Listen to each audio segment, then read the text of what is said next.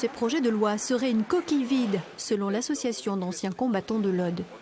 Au-delà des indemnisations prévues à l'égard de la communauté des harkis, eux voudraient que ces réparations comportent aussi des volets juridiques et éducatifs.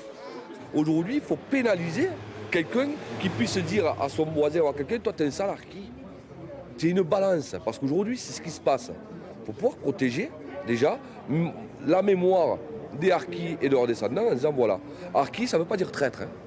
En 1962, une partie des musulmans qui se sont battus aux côtés de l'armée française sont rapatriés. Mais ils n'auront pas droit au même accueil que les Français. Eux et leurs familles seront parqués dans des camps ou des hameaux de forestage. Ils seront privés de droits. C'est cette privation qui génère encore des colères et que le projet de loi tente de réparer aujourd'hui. Patricia Miralles, rapporteure du projet de loi, a déjà rencontré une trentaine d'associations représentantes des harkis. Leur témoignage et celui de l'association de l'Aude ce matin permettront d'ajuster les textes. Plusieurs amendements seront déposés lundi prochain. Leur première revendication, c'était de dire attention, dans le projet de loi, il y a un mot qui n'est pas cité, que le président de la République avait cité, c'est abandon.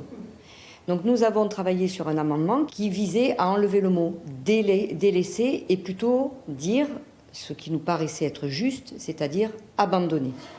Enfin, une deuxième partie de la loi devrait prévoir les conséquences des discriminations.